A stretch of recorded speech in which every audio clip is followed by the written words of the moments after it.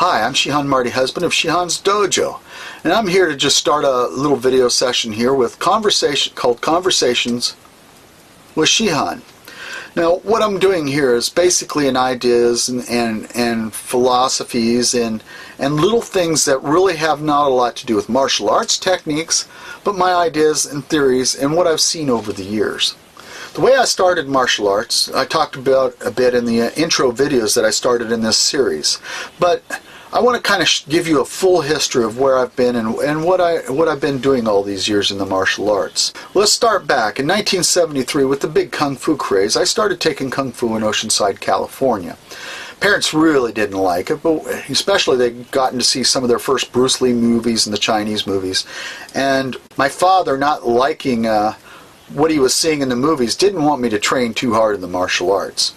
I was 10 years old at the time, so Dad was always right. But I still had this urge or need inside me to want to learn it. When we got back to Illinois here, I then went to a local boxing area, and I was about 11, and I started taking boxing. It was okay, but I really hated getting punched in the face and that there all the time, or just getting punched.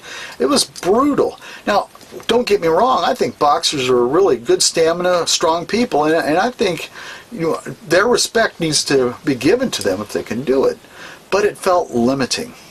A year later, while I was training there on Tuesdays and Thursdays, a man came from Springfield, and I won't share his name because he's now deceased and stuff, but if you ever want to write to me, I can give you his name. He worked for the FBI, but he came over to our little town and started teaching Taekwondo. He was there for about 2.5 years, and when I say Taekwondo, he was teaching Korean karate. There is a difference between Korean karate and Taekwondo.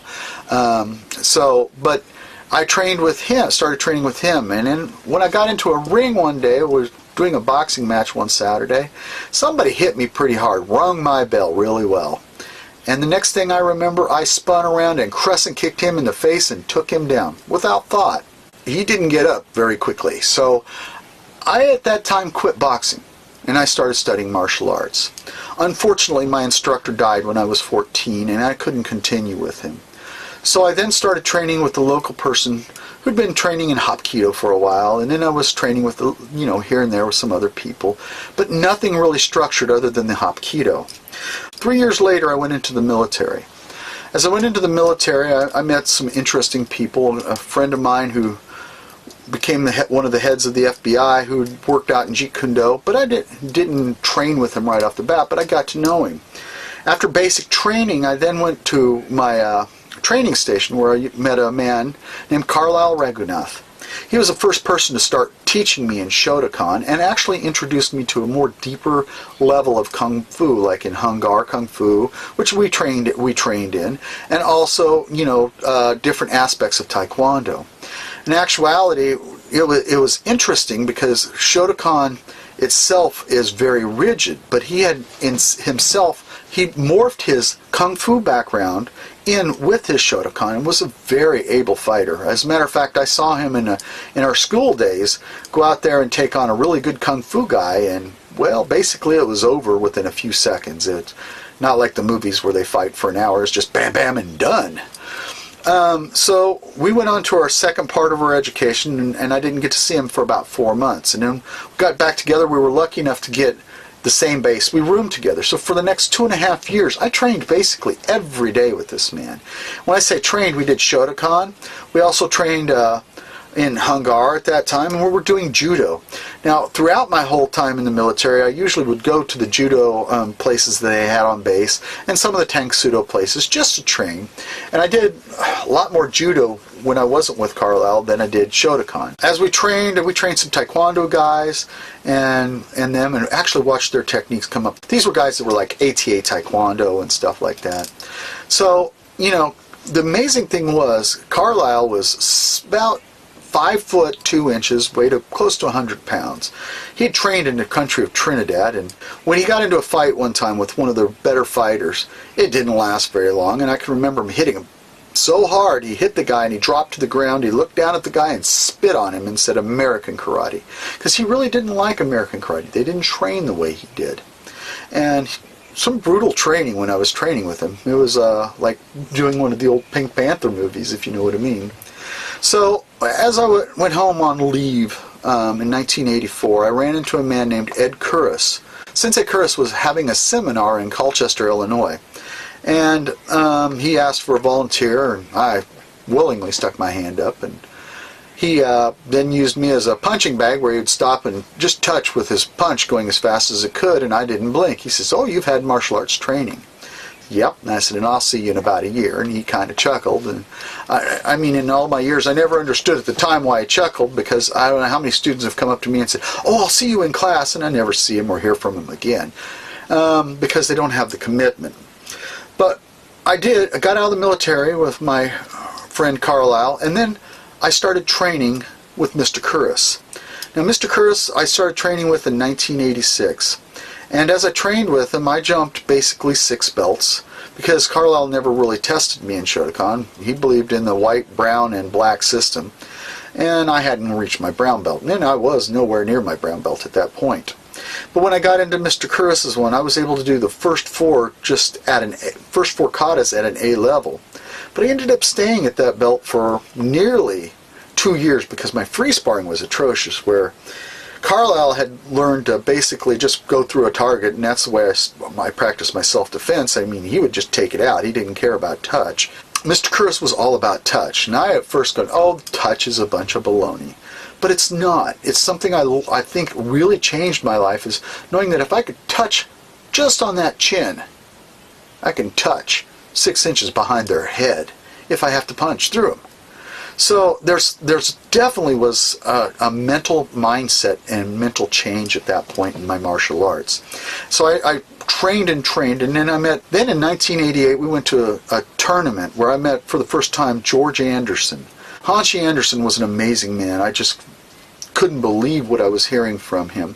The things, his ideas, his combinations and cross-training and stuff like that. He was the head of many organizations. I mean, everything from the Olympic committees, basically writing the rules for tournaments such as taekwondo, karate, jiu-jitsu. I mean, he had, at the time of his death, I think close to 9,000 black belts under him worldwide under the Kwamukwan Association.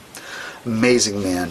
1992, well, I got to meet him up through the years, you know, at tournaments or a couple seminars here and there. But in 1992, he started coming to our little dojo in Macomb and began to train us. And he trained Mr. Kurrus for years. He was his coach back in these late 70s and early 80s even.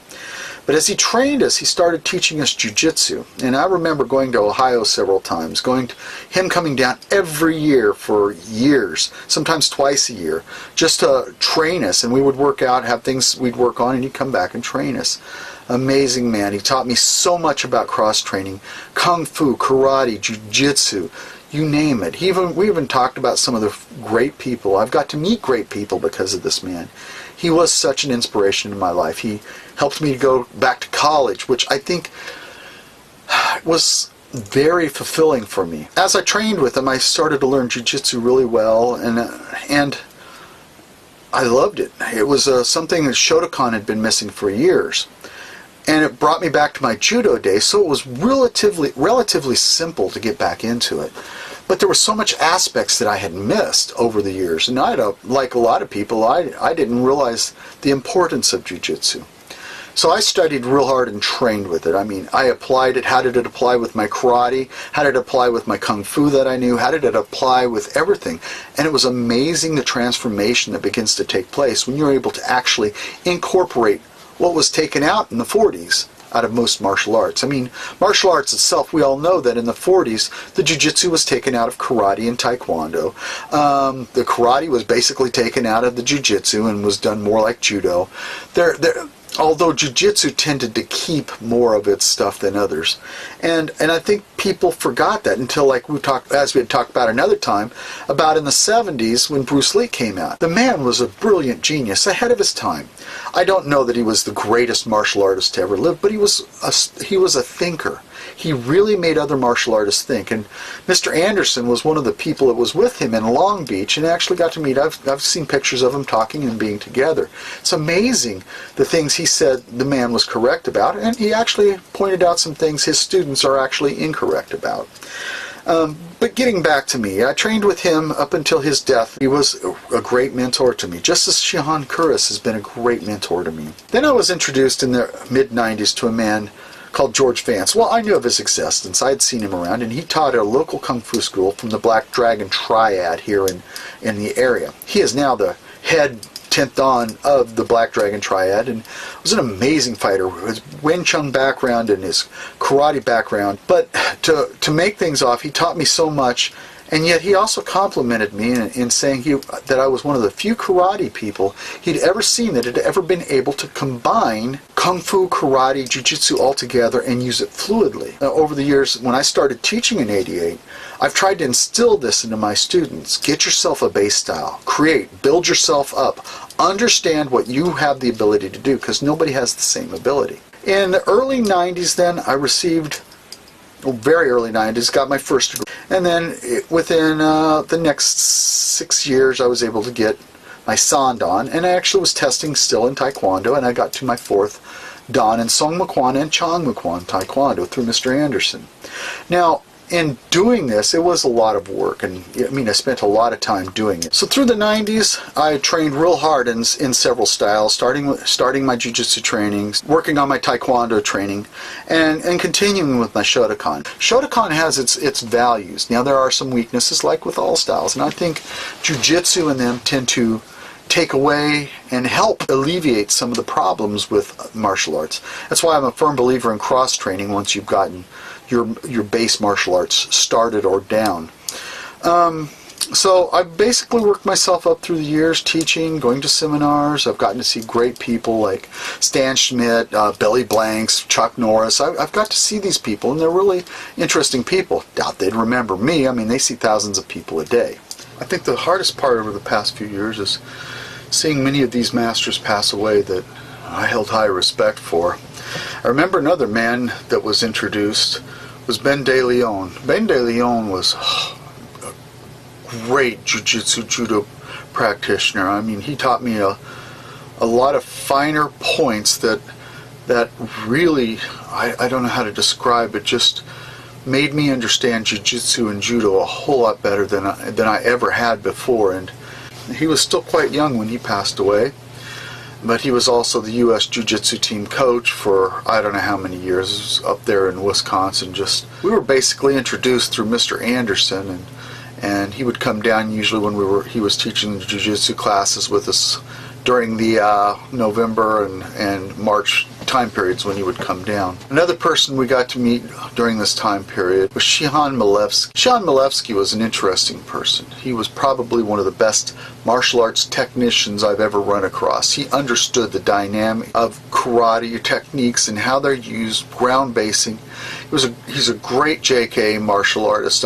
He just was amazing in teaching me some subtle things that I hadn't ever done before, and controlling the techniques and understanding technique. And we got into several conversations. I was always happy that he was one of the signatures for my 6th Dan when I got to my first 6th Dan in Shotokan. Another person who would come in and do seminars once in a while, Shihan maybe is a police chief up here in Iowa and nearby, and he's been teaching martial arts for, I bet 45, 50 years. I've never really asked him, but he goes to Okinawa about every year, and he trains Kyusho up there, and he really would help to refine Kyusho and pressure point tactics that I was aware of, but did not always know how to use. He's just a brilliant genius, and we've gotten into so many discussions about that. And I recommend if anybody can go to one of his seminars, just do so. He's an amazing instructor. I know I always say amazing, but these are the people who stand out in my mind, and you can't understand unless you've been around them. It's not like hero worship or people worshiping their stars and stuff that they see on TV. It's just, these are the men who inspire you. These are the men who take you by the hand and say, this is their direction to try to look and go. One of the great things that was said to me, or asked of me, I should say, was by Shihan Anderson. One time he was talking to me, and he asked me, what does it mean to be a master? How do you get there? And I had to think about that for a little bit. It kind of threw me for a loop. But I said, well, a person has to find out who they are with their technique, practice it until it becomes a part of them. And then I continue to say there isn't anybody who can really teach them that but themselves. So in order to master, you have to learn something and then make it your own. And he said to me, he says, this is one of the best answers I've ever heard. He says, usually people talk about finding the greatest schools in the world, the best instructors, which aren't bad things, mind you. But they forget the important thing, that the martial arts is for yourself. And that's where a lot of people today don't understand. They're trying to imitate Gracie. They're trying to imitate Bruce Lee. They're trying to imitate Chuck Norris. You know, it's not about imitation. Being yourself is what sets us as masters and sets us up to becoming masters of our martial arts. To be a master doesn't mean you have to be the world champion. To be a master doesn't mean you have to be able to have a huge school. As a matter of fact, some of the greatest masters I know have only 1 or 2 students, and they keep to themselves, and they're really good instructors. But as for myself, I still feel like I've got hundreds of years more to go before I can ever master everything I want to master. So, you know, I worked myself up to today, and this is why I want to promote Shihan's Dojo. I live in a small community where I teach college kids and stuff like that, so I don't have a lot of advanced students, and I want to share principles with people and eventually get people who are really serious to get together, maybe have a seminar with them, and start working on advanced principles and teach my knowledge so it doesn't pass away from me when I go from this world. So I like to consider that knowledge needs to be passed along, because without the knowledge, it dies. And that's what we've lost over the years with many of these older martial artists. I've really started focusing more on being able to share what I know out there while I learn also. I mean, I continue to read books. And anyway, that's just kind of a rundown that I want to give on, and this is the format sometimes I want to give just on Shihan's conversation. It's not a lesson. It's more just a philosophy, letting you know who I am, where I stand, what I think. And remember, these are my opinions. One of the reasons I did this video was simply because I had a student ask me to do it. They probably want some sort of permanent record of where I trained and all that. And when I say trained, I only gave you a base of who I've trained with and what I've done. I'll tell you right now, you know, there's some great people out there, and I hope that martial artists out there can actually share where they got their experience and that. So again, thank you for your time, and we'll talk soon.